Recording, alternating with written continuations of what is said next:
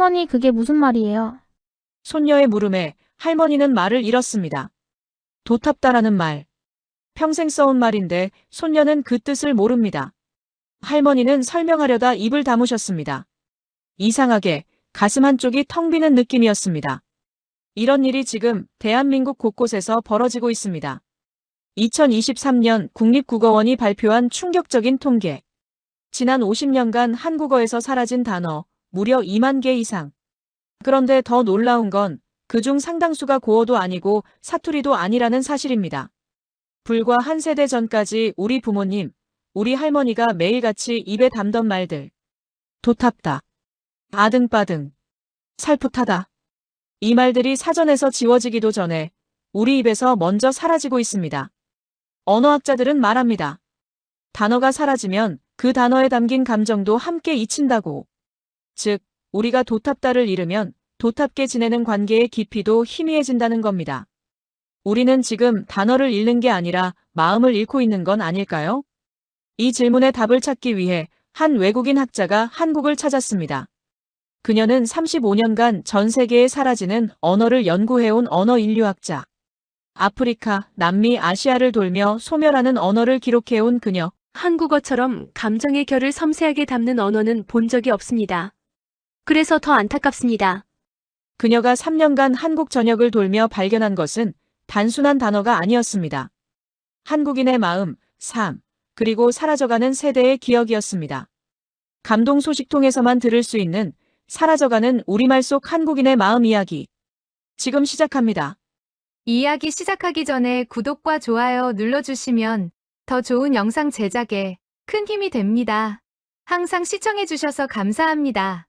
안녕하세요. 저는 프랑스 소르본 대학에서 언어 인류학을 연구하는 엘렌 모로입니다. 40이 넘어 처음 한국어를 배웠고 지금은 서울에서 소멸 위기 언어를 연구하고 있습니다. 제가 한국에 온 이유는 단순했습니다.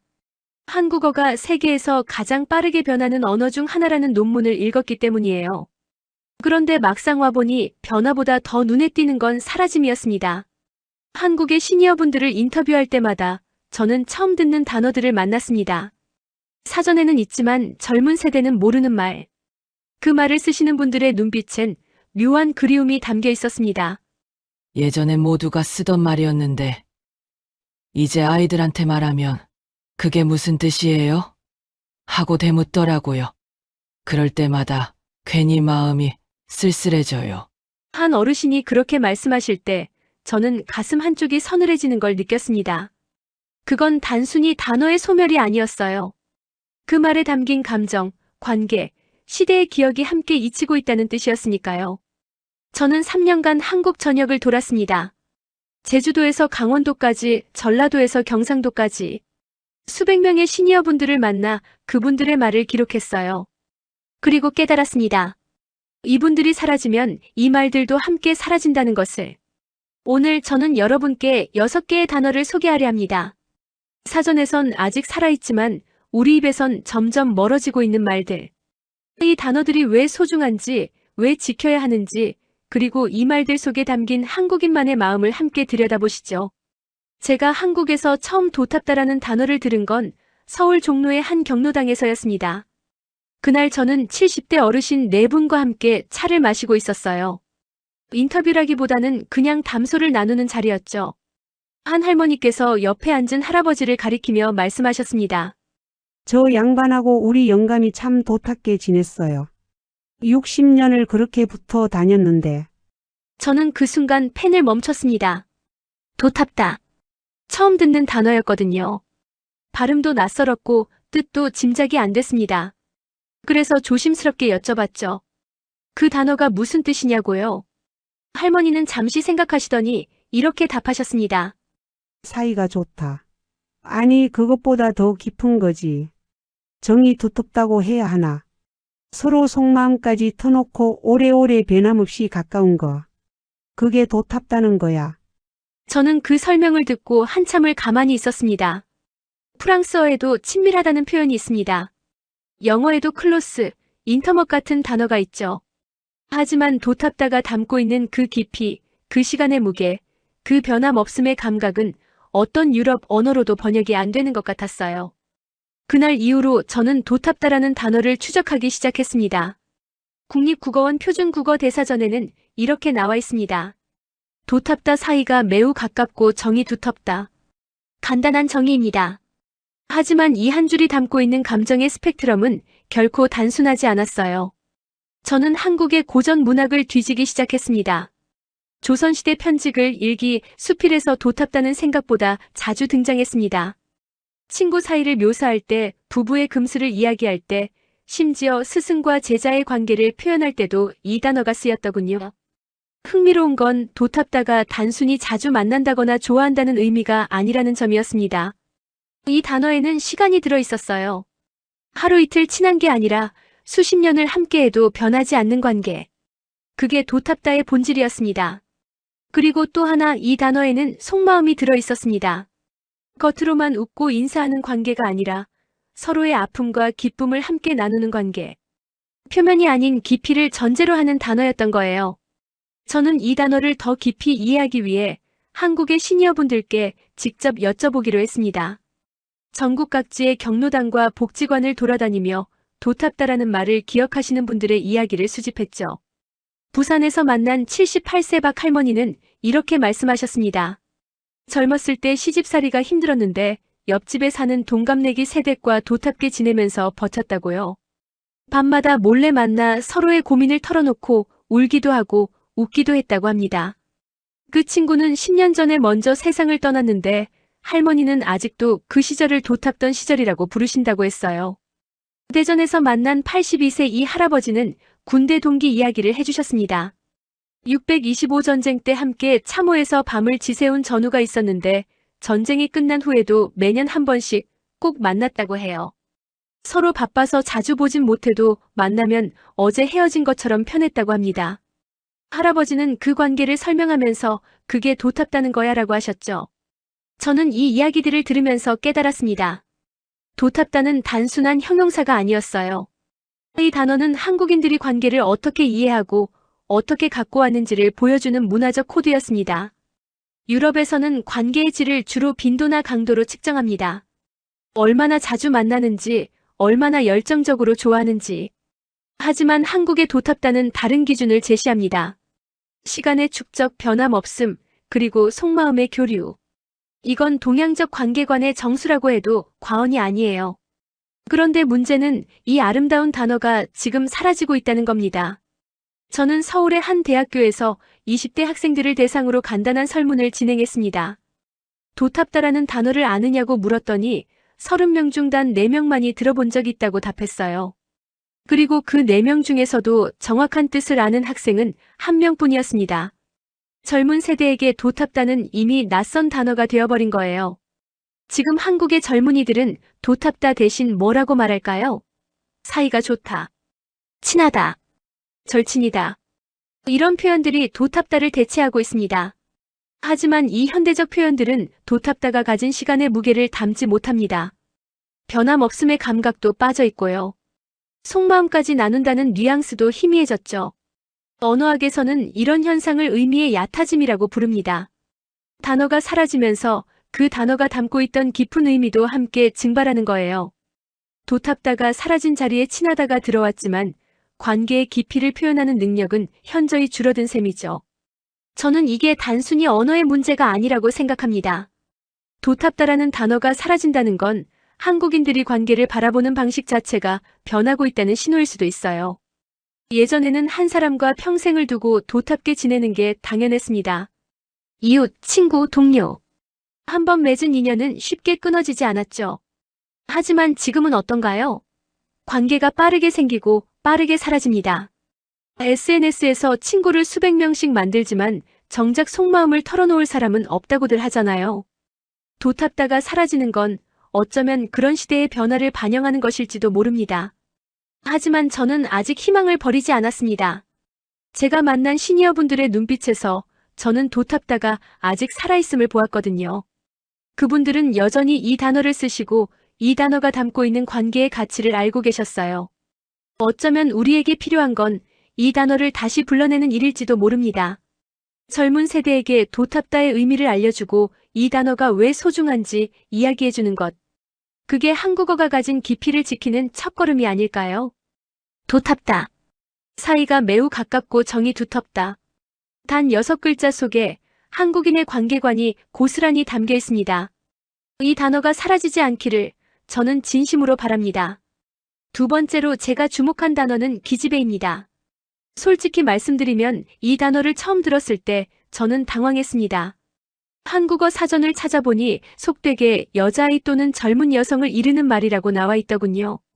속되게라는 표현이 붙어 있어서 처음에는 이게 욕설이나 비하어가 아닌가 의심했어요. 하지만 실제로 이 단어를 쓰시는 분들의 이야기를 들어보니 전혀 다른 풍경이 펼쳐졌습니다. 전라남도 담양에서 만난 75세 김할머니께서 이 단어의 진짜 의미를 알려주셨어요. 할머니는 어린 시절을 회상하시며 이렇게 말씀하셨습니다. 우리 엄니가 나 보고 맨날 그랬어. 저 기집애 좀 봐라. 말도 야무지게 하고 똑똑하기도 하지. 그게 욕이 아니여. 귀여워서 대견해서 하는 말이지. 저는 그 말씀을 듣고 기집애라는 단어를 다시 바라보게 됐습니다. 사전적 정의만 보면 거칠어 보이지만 실제 사용 맥락에서는 전혀 다른 감정이 담겨 있었던 거예요. 이 단어를 이해하려면 한국의 전통적인 언어 문화를 먼저 이해해야 합니다. 한국어에는 겉으로는 거칠지만 속으로는 따뜻한 표현들이 유독 많습니다. 이걸 언어학에서는 역설적 애정 표현이라고 부르는데요. 프랑스어나 영어에는 이런 문화가 상대적으로 약해요. 예를 들어볼게요. 한국에서는 부모가 자식에게 이 녀석, 이 자식이라고 부르기도 하죠. 문자 그대로 해석하면 거친 표현이지만 실제로는 애정의 표현인 경우가 많습니다. 기집애도 마찬가지였어요. 표면적으로는 속된 표현이지만 그 안에는 손녀딸을 바라보는 할머니의 눈길, 어린 조카를 귀여워하는 삼촌의 마음이 담겨 있었던 겁니다. 저는 이 단어의 뿌리를 추적하기 위해 국어학 논문들을 찾아봤습니다. 기집애의 어원에 대해서는 여러 설이 있는데 가장 유력한 건 계집애에서 변형됐다는 설입니다. 계집이라는 단어 자체가 원래는 비하어가 아니었다는 걸 아시나요? 조선시대 문헌을 보면 계집은 그냥 여성을 뜻하는 중립적인 단어였습니다. 시간이 흐르면서 부정적인 뉘앙스가 붙은 거죠. 기집애도 비슷한 경로를 걸었습니다. 원래는 그냥 여자아이를 친근하게 부르는 말이었는데 현대에 와서는 속된 표현으로 분류되어 버린 거예요. 언어의 의미가 시대에 따라 어떻게 변하는지 보여주는 좋은 사례입니다. 경상북도 안동에서 만난 80세 정 할아버지는 이 단어에 얽힌 추억을 들려주셨어요. 할아버지에게는 여동생이 셋 있었는데 어머니가 그 여동생들을 부를 때 늘 기집애들아, 밥 먹어라 하고 부르셨다고 합니다. 할아버지는 그 소리가 아직도 귀에 생생하다고 하셨어요. 엄마의 목소리, 부엌에서 나는 밥 냄새, 여동생들이 와르르 달려오던 소리. 기집애라는 단어 하나에 그 모든 기억이 담겨 있다고 하시더군요. 이게 바로 언어의 힘입니다. 단어 하나가 단순히 의미만 전달하는 게 아니라 그 단어를 둘러싼 모든 감각적 기억을 함께 불러오는 거예요. 프루스트의 마들렌 같은 거죠. 기집애라는 단어는 한국의 시니어 세대에게 그런 마들렌 같은 존재였습니다. 그런데 지금은 어떤가요? 이 단어를 입에 담기가 조심스러워졌습니다. 현대 한국 사회에서 기집애는 성차별적 표현으로 여겨지기도 합니다. 젊은 세대 중에는 이 단어를 들으면 불쾌감을 느끼는 분들도 계시죠. 그래서 많은 시니어분들이 이 단어를 더 이상 쓰지 않게 됐어요. 오해받을까봐 눈치가 보여서요. 저는 이 현상이 꽤 복잡한 문제라고 생각합니다. 한편으로는 성평등 의식이 높아진 건 분명 좋은 일이에요. 언어가 사람을 차별하는 데 쓰여서는 안 되니까요. 하지만 다른 한편으로는 원래 애정의 표현이었던 단어가 그 맥락을 잃고 사라지는 게 아쉽기도 합니다. 언어학자로서 저는 단어 자체보다 사용 맥락이 더 중요하다고 생각해요. 같은 단어라도 누가 어떤 상황에서 어떤 의도로 쓰느냐에 따라 의미가 완전히 달라지거든요. 기집애가 비하의 의도로 쓰이면 그건 분명 문제가 됩니다. 하지만 할머니가 손녀를 바라보며 애정을 담아 쓰는 기집애는 전혀 다른 단어 아닐까요? 문제는 이 구분이 점점 사라지고 있다는 겁니다. 세대 간 소통이 줄어들면서 젊은 세대는 기집애가 애정 표현으로 쓰였던 맥락을 모릅니다. 그냥 거친 말, 옛날 말로만 인식하죠. 그러다 보니 이 단어가 가지고 있던 따뜻한 뉘앙스가 전달되지 않는 거예요. 저는 서울에서 세대 간 언어 인식 차이에 관한 소규모 실험을 진행한 적이 있습니다. 시니어 그룹과 청년 그룹에게 같은 문장을 들려주고 반응을 비교했어요. 저 기집애 참 야무지다라는 문장이었는데요. 시니어 그룹의 대부분은 칭찬이다, 대견하다는 뜻이다라고 해석했습니다. 반면 청년 그룹의 상당수는 불쾌하다, 차별적 표현 같다고 응답했어요. 같은 문장인데 세대에 따라 정반대의 해석이 나온 겁니다.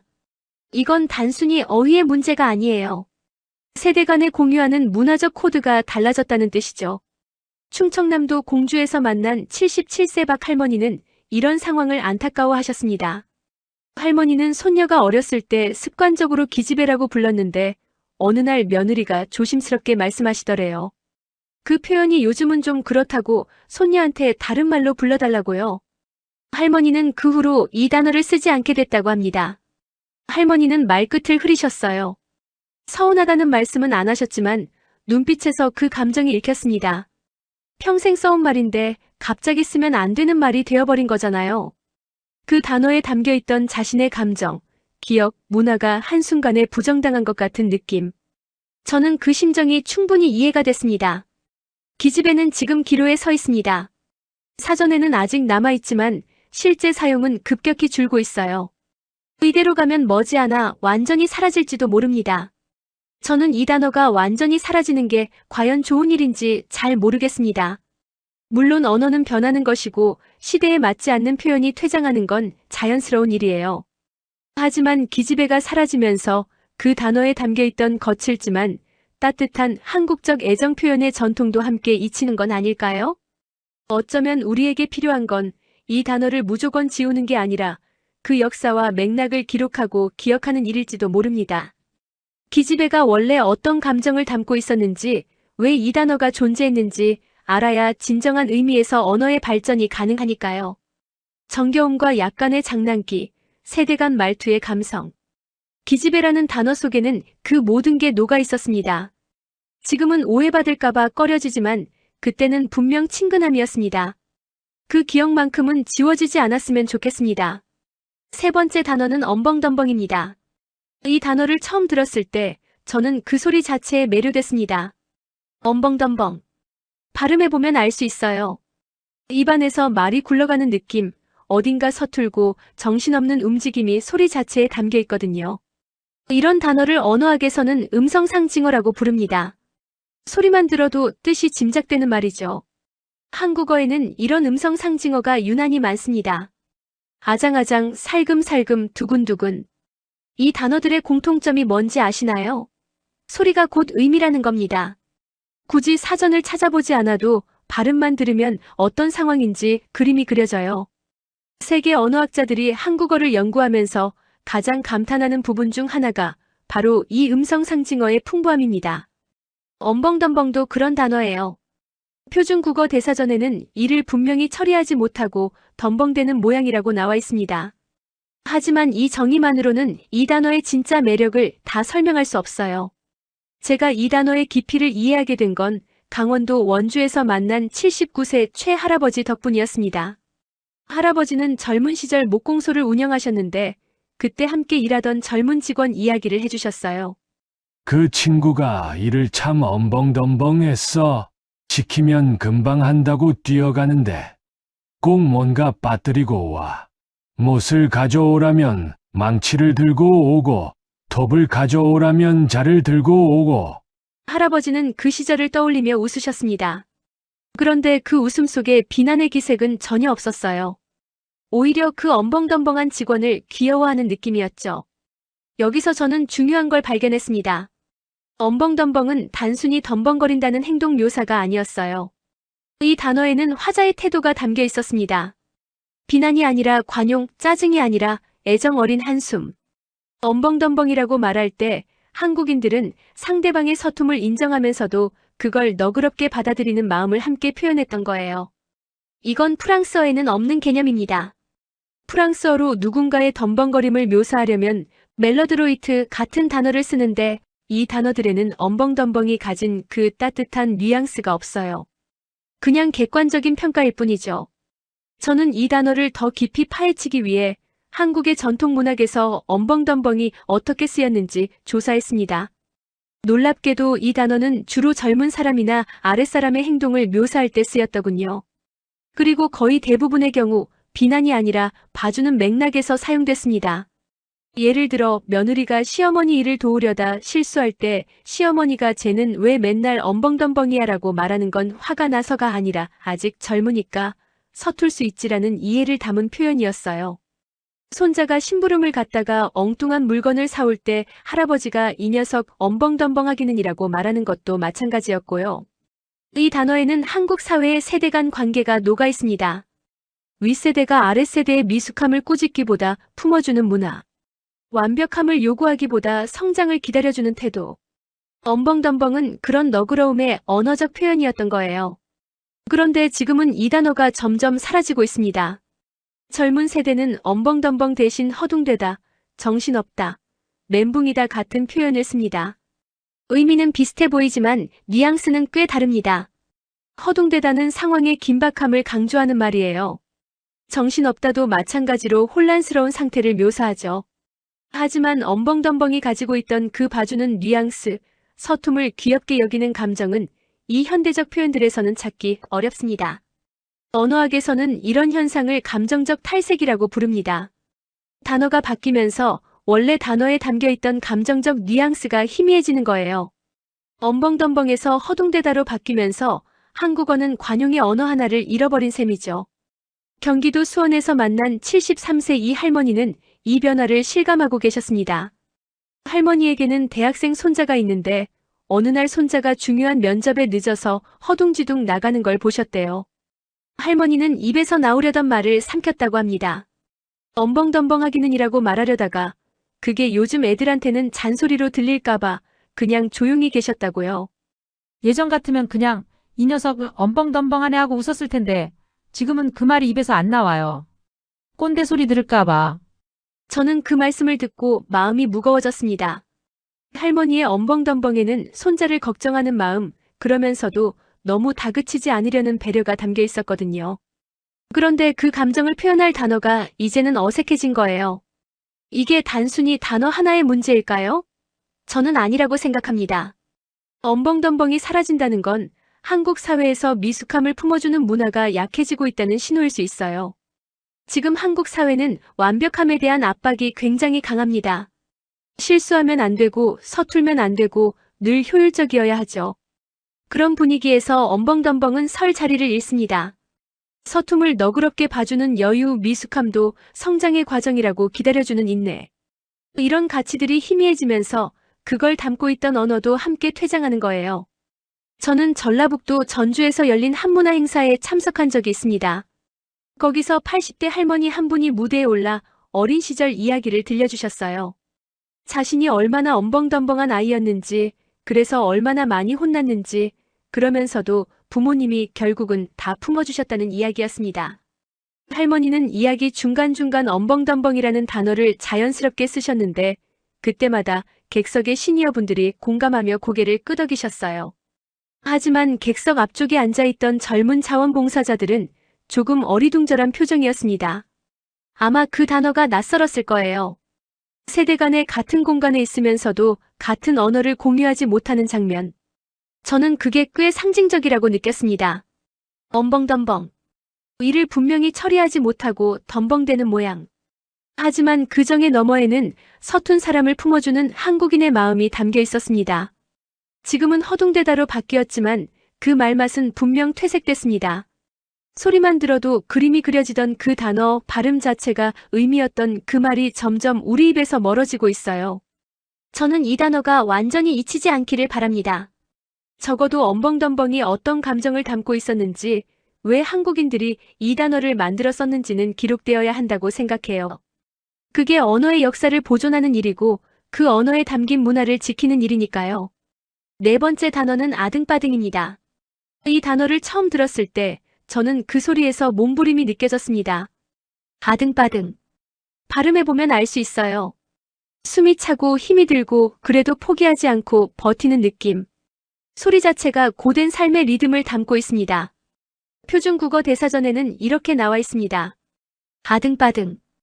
어렵고 힘든 일을 이루기 위해 안간힘을 쓰는 모양. 간단한 정의입니다. 하지만 이 한 줄이 품고 있는 역사의 무게는 결코 가볍지 않았어요.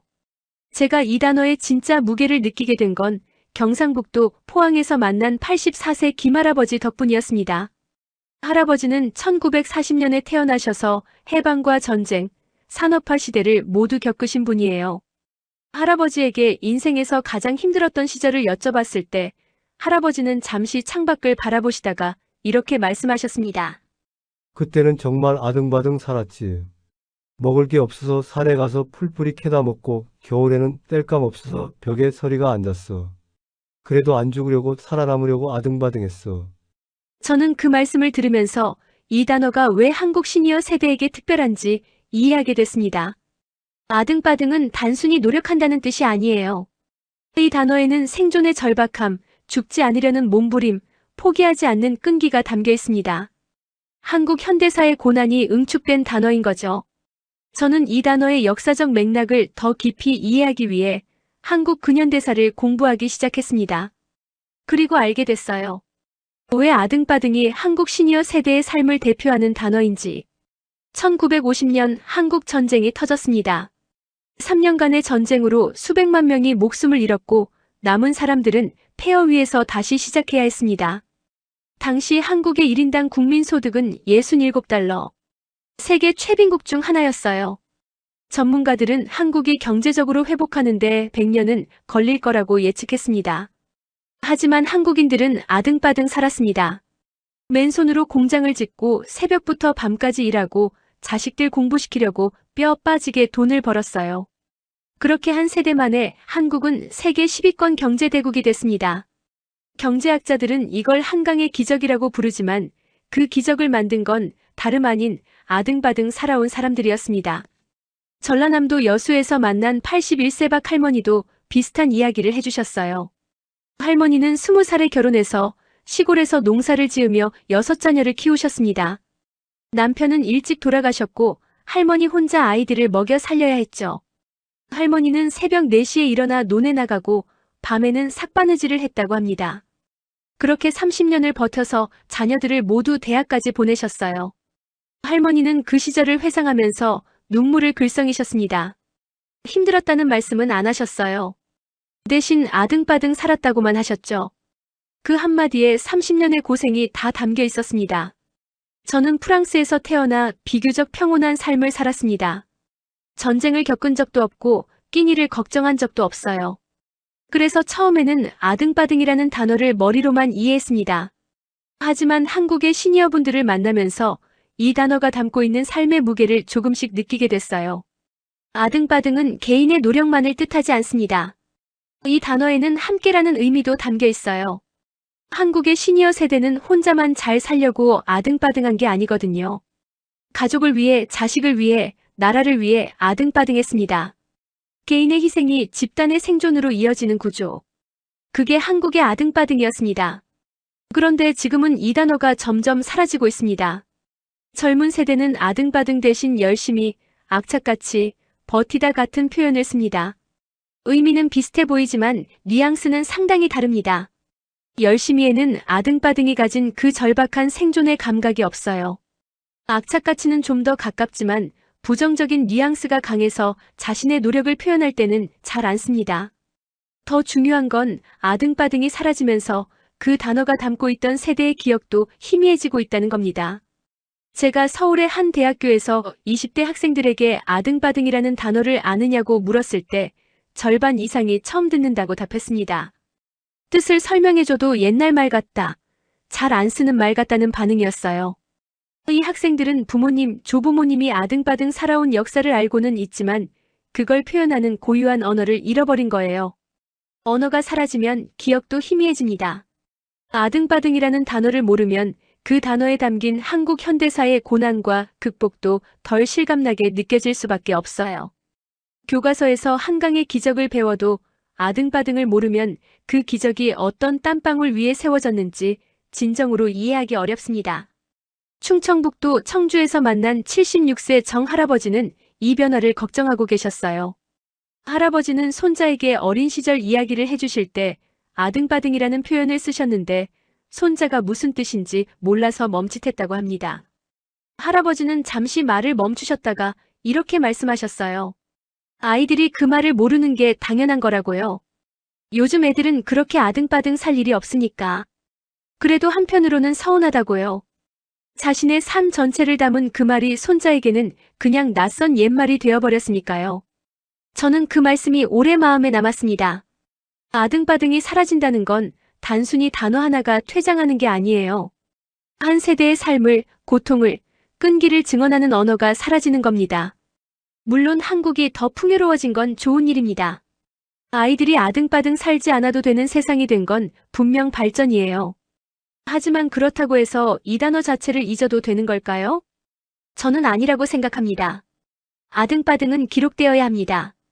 한국인들이 어떤 역사를 살아왔는지, 어떻게 이 나라를 일으켜 세웠는지 보여주는 언어적 증거니까요.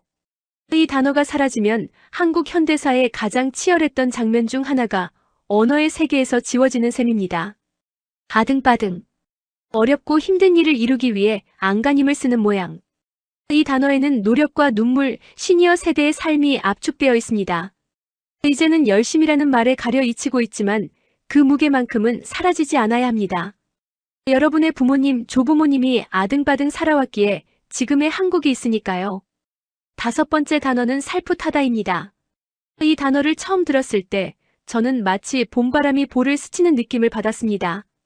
살풋하다. 발음 자체가 가볍고 부드럽고 은근합니다.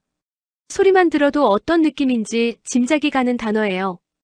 표준국어 대사전에는 이렇게 나와 있습니다. 살풋하다. 느낌이 약하고 은근하다.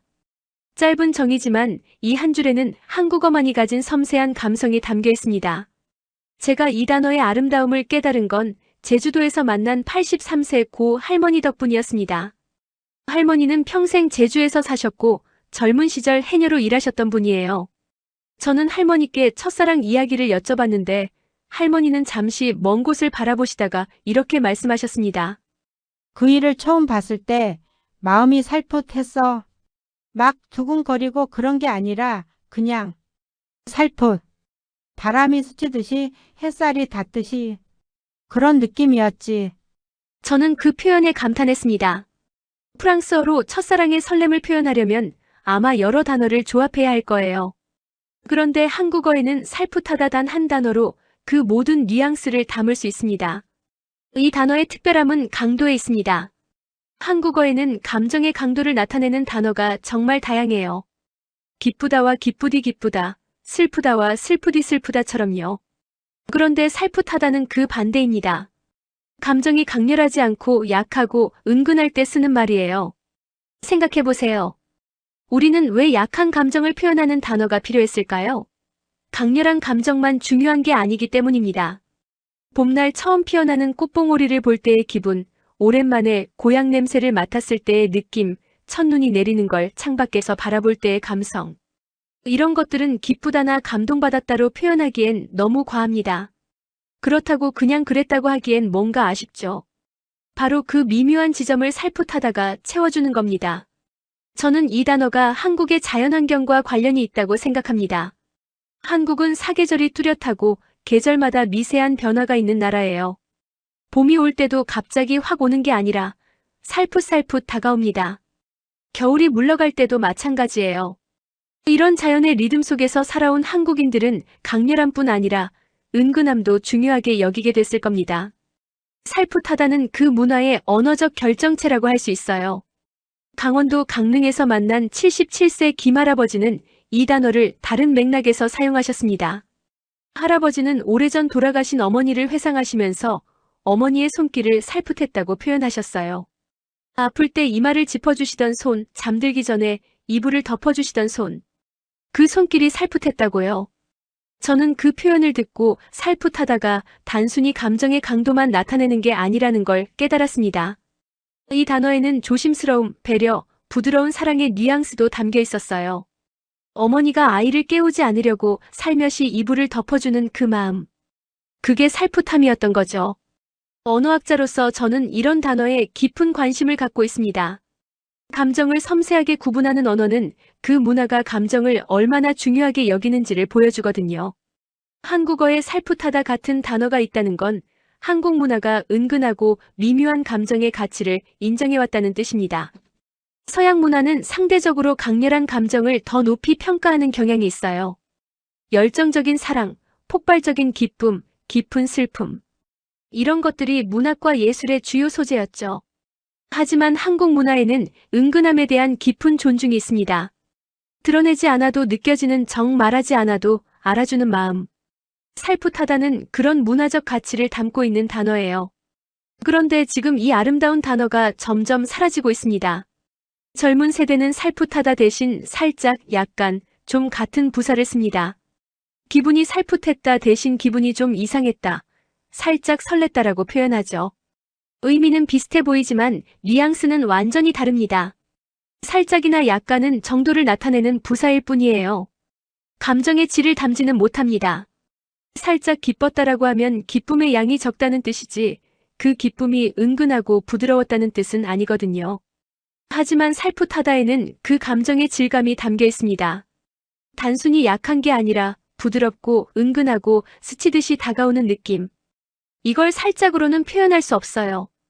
광주에서 만난 72세 박 할머니는 손녀와의 대화에서 이런 단절을 경험하셨습니다. 할머니가 손녀에게 첫사랑 만났을 때 기분이 어땠어?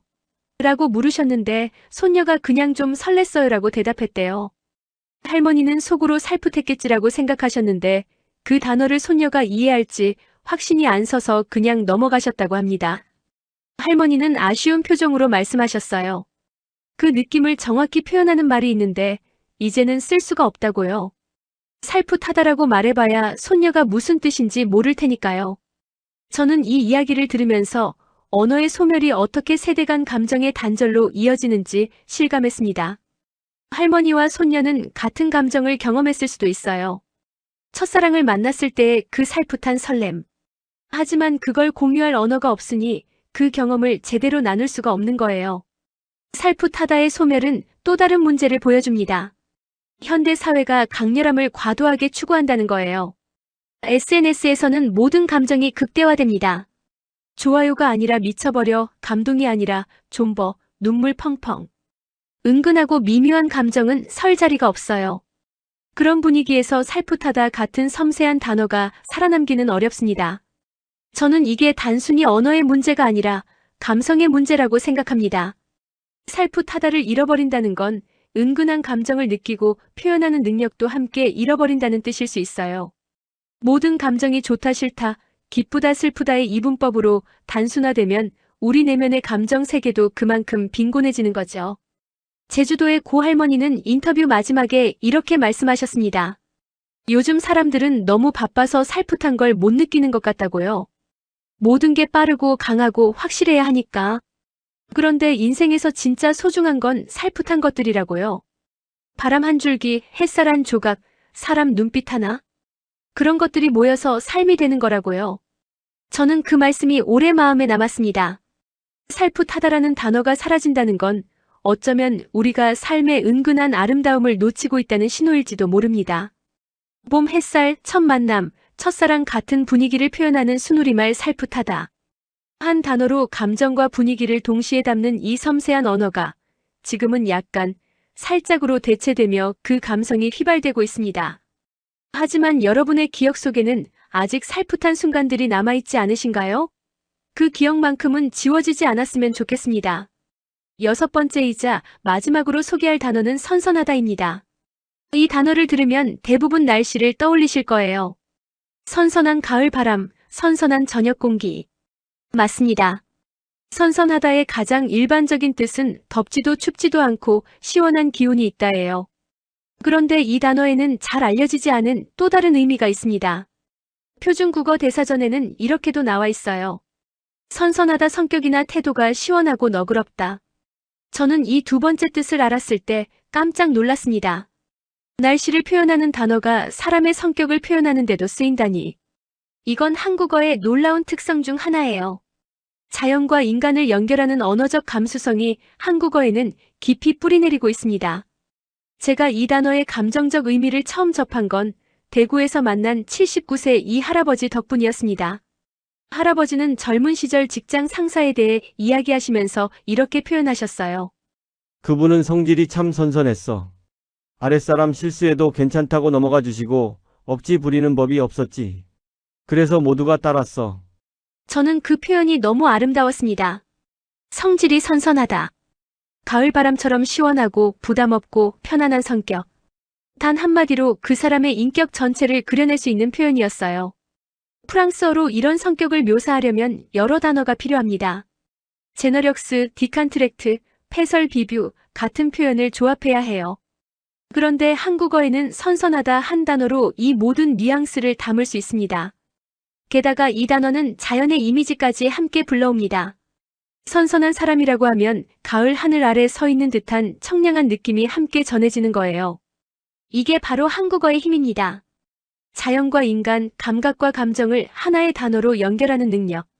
이런 특성을 가진 언어는 세계적으로도 드뭅니다. 저는 이 단어의 문화적 배경을 더 깊이 이해하기 위해 한국의 전통적인 인간관을 공부했습니다. 동양 철학에서는 인간과 자연을 분리하지 않습니다. 사람의 성격도 자연의 일부로 보죠. 그래서 성격을 묘사할 때 자연의 이미지를 빌려오는 게 자연스럽습니다. 불 같은 성격, 물 같은 사람, 바위 같은 의지처럼요. 선선하다도 그런 전통 위에 있는 단어입니다. 인천에서 만난 75세 박 할머니는 돌아가신 남편을 선선한 사람이었다고 회상하셨습니다. 남편은 평생 한 번도 소리를 지르거나 화를 내신 적이 없었대요. 어려운 일이 생겨도 그래, 어쩔 수 없지 하고 넘기셨고 다른 사람 흉을 보거나 원망하는 법도 없으셨다고 합니다. 할머니는 눈시울을 붉히시며 말씀하셨어요. 그때는 그게 당연한 줄 알았는데 남편이 떠나고 나서야 그게 얼마나 귀한 성품이었는지 알게 됐다고요. 요즘 세상에 그렇게 선선한 사람 찾기가 힘들다고요. 저는 그 말씀에 공감했습니다. 현대 사회는 선선함을 높이 평가하지 않는 것 같아요. 경쟁이 치열하고 자기 주장이 강해야 살아남는 세상이니까요. 쿨하다, 센 척한다, 눈치 안 본다. 이런 표현들이 칭찬으로 쓰이는 시대입니다. 하지만 선선하다가 담고 있는 너그러움, 부드러움, 편안함은 이런 현대적 가치와는 좀 다릅니다. 그런데 바로 이 지점에서 문제가 생깁니다. 선선하다가 점점 쿨하다로 대체되고 있거든요. 젊은 세대에게 저 사람 성격이 어때? 라고 물으면 쿨해요라고 대답하는 경우가 많습니다. 쿨하다도 나쁜 표현은 아니에요. 집착하지 않고 깔끔하게 처리하고 감정에 휘둘리지 않는 성격을 뜻하죠. 하지만 쿨하다와 선선하다는 같은 단어가 아닙니다. 쿨하다에는 일종의 거리감이 있어요. 상대방과 적당히 선을 긋고 깊이 관여하지 않는 뉘앙스가 있죠. 반면 선선하다에는 따뜻함이 있습니다. 거리를 두는 게 아니라 너그럽게 품어주는 느낌이에요. 쿨한 사람은 문제가 생기면 내 일이니까 내가 알아서 해라고 하지만 선선한 사람은 괜찮아, 그럴 수 있어라고 하는 차이랄까요? 선선하다가 쿨하다로 바뀌면서 한국어는 따뜻한 너그러움을 표현하는 단어 하나를 잃어가고 있습니다. 이건 단순히 어휘의 문제가 아니에요. 우리가 이상적인 인간상을 어떻게 정의하느냐의 문제이기도 합니다. 울산에서 만난 80세 정 할아버지는 이런 변화를 안타까워하셨습니다. 할아버지에게는 손자가 있는데 손자가 회사에서 상사에 대해 이야기할 때 그분 되게 쿨하세요라고 했대요. 할아버지는 속으로 선선하다는 뜻인가 했는데 자세히 들어보니 좀 달랐다고 합니다. 손자가 말한 쿨함은 일처리가 깔끔하고 간섭을 안 한다는 뜻이었지 너그럽고 따뜻하다는 의미는 아니었거든요. 할아버지는 그 차이가 마음에 걸리셨대요. 예전에 좋은 상사를 선선하다고 했던 건 그분이 아랫사람을 품어주셨기 때문이었는데 지금 젊은이들이 말하는 쿨함에는 그런 품어줌이 빠져 있는 것 같다고요. 저는 이 이야기를 통해 언어의 변화가 어떻게 가치관의 변화를 반영하는지 다시 한번 확인했습니다. 선선하다에서 쿨하다로의 전환은 어쩌면 한국 사회가 관계 중심에서 개인 중심으로 변화하고 있음을 보여주는 신호일 수도 있어요. 물론 이런 변화에는 긍정적인 면도 있습니다. 개인의 자율성을 존중하고 불필요한 간섭을 줄이는 건 좋은 일이니까요. 하지만 그 과정에서 선선하다가 가진 따뜻한 너그러움까지 잃어버릴 필요는 없지 않을까요? 선선하다. 성격이나 태도가 시원하고 너그럽다. 가을바람 같은 사람, 함께 있으면 편안한 사람, 실수해도 괜찮다고 말해주는 사람. 이 단어에는 한국인이 오랫동안 품어온 이상적 인간상이 담겨 있습니다. 지금은 쿨하다로 바뀌며 한국적 품격이 지워지고 있지만 적어도 이 단어가 무엇을 담고 있었는지는 기억해야 하지 않을까요? 여러분 주변에 선선한 분이 계시다면 그건 정말 큰 행운입니다. 그리고 여러분 자신이 누군가에게 선선한 사람이라면 그것이야말로 삶에서 가장 아름다운 성취가 아닐까 생각합니다. 지금까지 저는 6개의 단어를 소개해드렸습니다. 도탑다, 기집애, 엄벙덤벙, 아등바등, 살풋하다, 선선하다. 이 단어들의 공통점이 무엇인지 아시나요? 사투리도 아니고 고어도 아닙니다. 불과 몇십 년 전까지 한국인들이 매일같이 입에 담던 말들이에요. 사전에도 버젓이 올라 있습니다. 그런데 지금 이 단어들은 조용히 사라지고 있습니다. 저는 이 현상을 연구하면서 한 가지 두려운 사실을 깨달았습니다. 말이 사라지면 그 말에 담긴 감정도 잊힌다는 것. 이건 단순한 가설이 아닙니다. 언어학에서는 사피어 마이너스 워프 가설이라는 이론이 있어요. 쉽게 말하면 언어가 사고를 규정한다는 거예요. 우리가 어떤 단어를 가지고 있느냐에 따라 우리가 무엇을 생각하고 느낄 수 있는지가 달라진다는 겁니다. 예를 들어볼게요. 살풋하다라는 단어를 모르는 사람은 살풋한 감정을 느껴도 그걸 정확히 인식하기 어렵습니다. 그냥 좀 이상한 기분이거나 약간 설렌 정도로 뭉뚱그리게 되죠. 감정은 있는데 그걸 담을 그릇이 없는 거예요. 결국 그 감정은 제대로 인식되지 못하고 흐릿하게 사라져버립니다. 도탑다를 모르면 도탑게 지내는 관계의 깊이를 온전히 이해하기 어렵습니다. 아등바등을 모르면 그 단어가 담고 있는 생존의 절박함과 끈기를 피부로 느끼기 어렵죠. 단어가 없으면 그 단어가 가리키던 세계도 희미해지는 겁니다. 세계적으로 이런 현상은 이미 연구되고 있습니다. 유네스코에 따르면 현재 지구상 언어의 약 40%가 소멸 위기에 처해 있어요. 2주에 하나꼴로 언어가 사라지고 있다는 통계도 있습니다. 그리고 언어가 사라질 때마다 그 언어에만 담겨있던 독특한 세계관, 감성, 지식이 함께 사라집니다. 한국어 자체는 소멸 위기 언어가 아닙니다. 5천만 명 이상이 사용하는 건강한 언어죠. 하지만 언어 내부에서 단어들이 조용히 퇴장하고 있다는 건 분명한 사실입니다. 한국어라는 큰 집은 멀쩡한데 그 안에 가구들이 하나둘 없어지고 있는 셈이에요. 저는 한국 전역을 다니면서 시니어분들을 인터뷰했습니다. 그분들은 하나같이 비슷한 말씀을 하셨어요. 옛날에는 모두가 쓰던 말인데 이제는 아이들이 모른다고. 그 말을 쓰면 옛날 사람 취급받는 것 같아서 안 쓰게 됐다고요. 경기도 안성에서 만난 85세 최 할아버지는 이렇게 말씀하셨습니다. 말이 없어지면 추억도 없어지는 거야. 내가 아등바등이라고 말할 때 그 안에 내 인생이 다 들어있어. 그런데 그 말이 사라지면 내 인생도 같이 사라지는 것 같아. 저는 그 말씀이 가슴에 깊이 박혔습니다. 할아버지에게 아등바등은 단순한 단어가 아니었어요. 그분의 삶 전체를 고생과 눈물과 끈기를 압축해서 담은 그릇이었습니다. 그 그릇이 깨지면 그 안에 담긴 것들도 흩어져 버리는 거죠. 이건 한국만의 문제가 아닙니다. 전 세계적으로 감정 언어의 빈곤화가 진행되고 있어요. 글로벌화와 디지털화가 빨라지면서 언어들이 점점 단순해지고 균질화되고 있습니다. 영어에서도 셰익스피어 시대에 쓰던 풍부한 감정 표현들이 많이 사라졌어요. 프랑스어도 마찬가지고요. 하지만 저는 한국어의 경우가 특히 안타깝습니다. 왜냐하면 한국어는 감정을 표현하는 데 있어서 세계에서 가장 섬세한 언어 중 하나이기 때문이에요. 한국어에는 정, 한, 눈치, 체면 같은 번역 불가능한 감정 개념이 있습니다. 색깔을 나타내는 단어만 해도 수백 가지가 있고 걷는 모양을 묘사하는 단어도 수십 가지예요. 이렇게 섬세한 언어에서 단어들이 사라진다는 건 인류 전체의 감정 표현 능력이 줄어드는 것과 같습니다. 제가 한국에 처음 왔을 때 저는 이 언어의 풍부함에 경탄했습니다. 한 가지 감정을 표현하는데 이렇게 많은 선택지가 있다니. 프랑스어로는 상상도 할 수 없는 섬세함이었어요. 그런데 지금 그 보물들이 하나둘 사라지고 있다니 정말 가슴이 아픕니다. 전라북도 남원에서 만난 78세 김할머니는 언어와 감정의 관계를 아름다운 비유로 설명해 주셨습니다. 말은 마음의 집이여. 마음이 살 집이 없어지면 마음도 갈 데가 없어지는 거지. 그래서 말이 중요한 거야. 저는 그 비유가 정확하다고 생각합니다. 단어는 감정이 거주하는 집입니다. 도탑다라는 집이 없어지면 그 안에 살던 깊은 정이라는 감정은 갈 곳을 잃습니다. 선선하다라는 집이 허물어지면 따뜻한 너그러움이라는 감정은 떠돌게 되죠. 그리고 한번 떠도는 감정은 결국 잊힙니다. 이것이 제가 가장 두려워하는 시나리오입니다. 한국어에서 이 섬세한 단어들이 모두 사라지고 감정 표현이 점점 단순해지고 결국 한국인들이 자신의 감정을 제대로 인식하고 표현하지 못하게 되는 미래. 그건 단순히 옛말이 사라지는 수준의 문제가 아니에요. 한국인의 내면 세계 자체가 빈곤해지는 겁니다. 물론 이건 극단적인 시나리오입니다. 아직 그 지경까지는 아니에요. 하지만 경고 신호는 이미 나타나고 있습니다. 젊은 세대가 감정을 표현할 때 쓰는 어휘가 점점 줄어들고 이모티콘과 신조어에 의존하는 경향이 커지고 있거든요.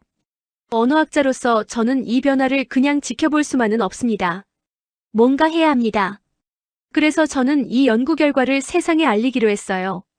한국어가 얼마나 아름다운 언어인지, 그리고 그 아름다움이 어떻게 위협받고 있는지 사람들에게 알려야 한다고 생각했습니다.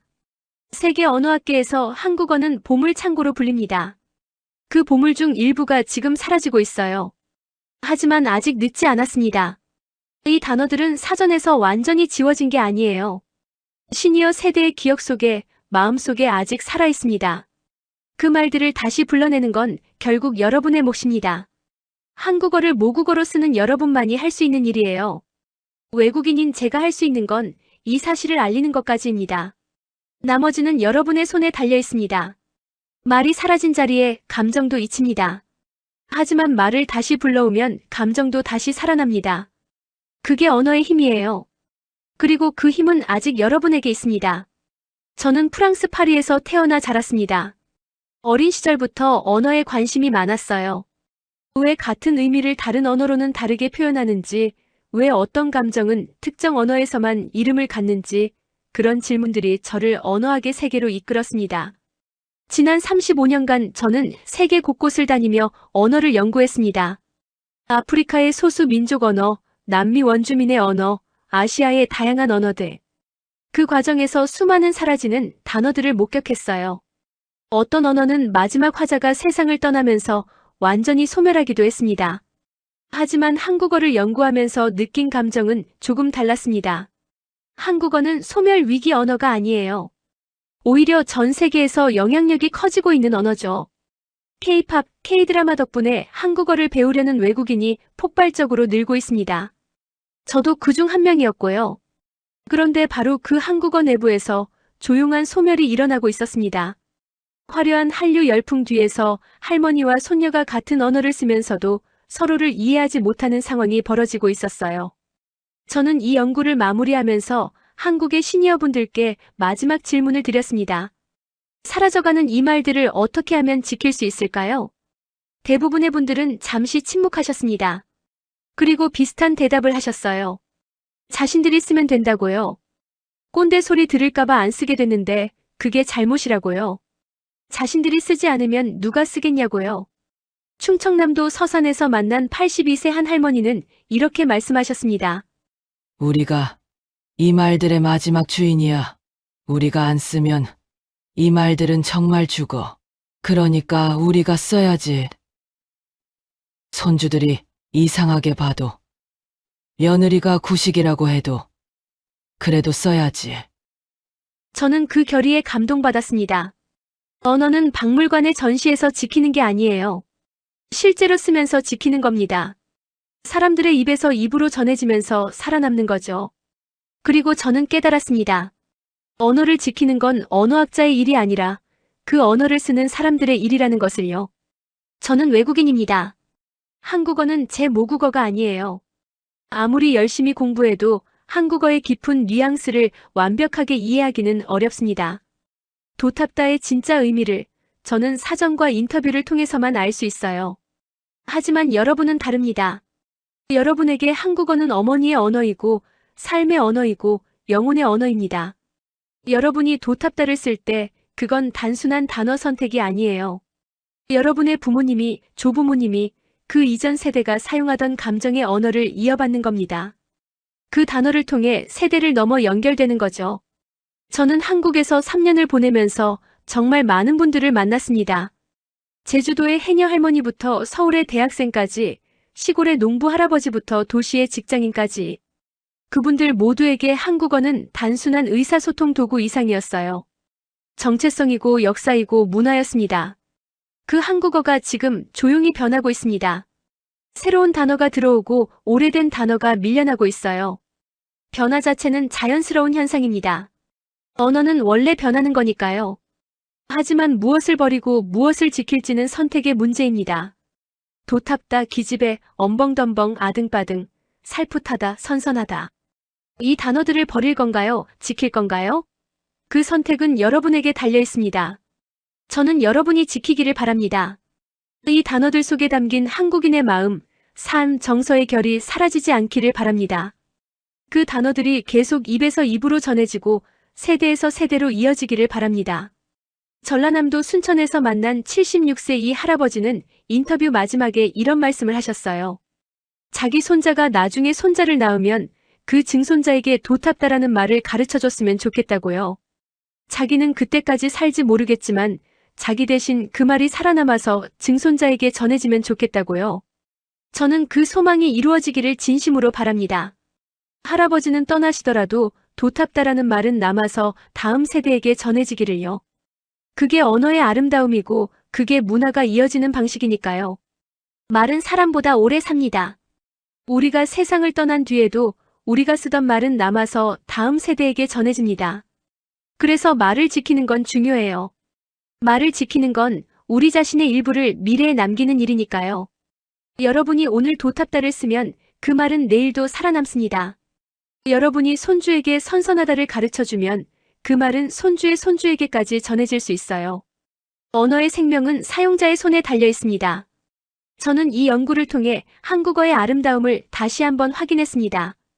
그리고 그 아름다움을 지키는 건 결국 한국어를 모국어로 쓰는 여러분의 몫이라는 것도 깨달았어요. 저는 외국인으로서 이 사실을 알리는 것까지밖에 할 수 없습니다. 나머지는 여러분이 해주셔야 합니다. 부디 이 말들을 기억해 주세요. 그리고 가끔은 입에 담아주세요. 그게 이 단어들을 살리는 유일한 방법입니다. 이제 저의 이야기를 마무리할 시간입니다. 3년간 한국 전역을 돌아다니며 저는 수백 명의 시니어분들을 만났습니다. 그분들의 이야기를 듣고 그분들이 쓰시는 말을 기록했어요. 처음에는 학문적 호기심으로 시작한 연구였지만 어느새 저는 이 일에 깊이 빠져들어 있었습니다. 왜냐하면 저는 단어들 속에서 사람들을 만났기 때문입니다. 도탑다라는 단어 속에서 60년을 함께 산 노부부의 사랑을 봤습니다. 아등바등이라는 단어 속에서 전쟁과 가난을 견뎌낸 세대의 눈물을 봤어요. 살풋하다라는 단어 속에서 첫사랑을 떠올리는 할머니의 수줍은 미소를 봤습니다. 단어 하나하나가 한 사람의 인생이었습니다. 언어학자로서 저는 많은 언어를 연구해왔지만 한국어만큼 감정이 깊이 녹아있는 언어는 본 적이 없어요. 한국어는 그냥 의미를 전달하는 도구가 아닙니다. 마음을 담는 그릇이고 삶을 기록하는 일기장이고 세대를 연결하는 다리입니다. 그 다리의 일부가 지금 무너지고 있어요. 하지만 아직 다 무너진 건 아닙니다. 여러분이 손을 내밀면 그 다리를 다시 세울 수 있습니다. 저는 이 연구를 마치고 프랑스로 돌아갑니다. 하지만 한국어에 대한 저의 사랑, 한국인의 마음에 대한 존경은 계속될 거예요. 저는 프랑스에서도 한국어의 아름다움을 알리는 일을 계속할 겁니다. 유럽의 학자들에게, 학생들에게 한국어가 얼마나 특별한 언어인지 이야기할 거예요. 하지만 진짜 중요한 건 여러분이 하시는 일입니다. 여러분의 기억 속에는 아직 살아있는 말들이 있을 거예요. 도탑다나 아등바등 말고도 어린 시절 어머니가 쓰시던 말, 고향 마을에서 들었던 표현, 친구들과 나누던 정겨운 단어들. 사전에는 있지만 요즘은 잘 안 쓰는, 그래서 조금씩 잊혀가는 말들. 그 말들을 떠올려 보세요. 그리고 가능하다면 다시 써보세요. 손주에게 이야기할 때, 이웃과 담소를 나눌 때, 혼자 일기를 쓸 때. 그 오래된 단어들을 꺼내서 한번 입에 담아보세요. 어색할 수도 있어요. 젊은 사람들이 무슨 뜻이냐고 물을 수도 있죠. 하지만 그게 기회입니다. 그때 설명해 주세요. 이 말이 무슨 뜻인지, 왜 이 말이 소중한지, 이 말에 어떤 기억이 담겨 있는지. 그게 바로 언어가 전해지는 방식입니다. 사전이나 교과서가 아니라 사람과 사람 사이에서, 입에서 입으로, 마음에서 마음으로. 그렇게 살아남은 말이 진짜 살아있는 말입니다. 경상남도 통영에서 만난 80세강 할아버지는 제게 이런 말씀을 하셨어요. 내 목소리가 사라져도 내 말은 남았으면 좋겠어. 내가 쓰던 말을 누군가 기억해주면 나는 완전히 죽는 게 아닌 거야. 말 속에 내가 조금은 남아있을 테니까. 저는 그 말씀이 이 연구의 핵심을 담고 있다고 생각합니다. 말은 사람을 기억하는 방식입니다. 할아버지가 쓰시던 도탑다를 손자가 기억하면 할아버지의 일부가 손자 안에 살아남는 거예요. 언어는 그렇게 사람과 사람을 연결하고 시간과 시간을 잇습니다. 자, 이제 여러분께 한 가지 부탁을 드리려 합니다. 혹시 여러분도 요즘은 잘 안 쓰지만 마음속에 오래 남아있는 말이 있으신가요? 어린 시절 부모님이 쓰시던 표현, 고향에서만 쓰던 정겨운 단어, 지금은 구식이 됐지만 여전히 그리운 말. 그런 말이 있다면 댓글로 적어주세요. 그 말이 무슨 뜻인지, 언제 그 말을 들었는지, 왜 그 말이 기억에 남는지도 함께 적어주시면 좋겠습니다. 여러분의 이야기가 모이면 그게 하나의 기록이 됩니다. 사라져가는 말들을 붙잡는 손이 됩니다. 저 혼자서는 한국어의 모든 아름다운 단어를 찾을 수 없어요. 하지만 여러분이 함께 해주시면 우리는 더 많은 말을 기억할 수 있습니다. 더 많은 감정을 지킬 수 있습니다. 더 많은 역사를 보존할 수 있습니다. 댓글 한 줄이 한 단어를 살릴 수 있습니다. 여러분의 기억이 한국어의 미래를 바꿀 수 있습니다. 마지막으로 저는 다시 한번 감사의 말씀을 드립니다. 제 이야기를 끝까지 들어주셔서 감사합니다. 그리고 무엇보다 한국어라는 아름다운 언어를 만들고 지켜온 여러분께 감사합니다. 저는 엘렌 모로입니다. 프랑스에서 온 언어 인류학자이고 한국어를 사랑하는 사람입니다. 오늘 여러분께 들려드린 6개의 단어가 여러분의 기억 속에서 다시 살아나기를 바랍니다. 도탑다, 기집애, 엄벙덤벙, 아등바등, 살풋하다, 선선하다.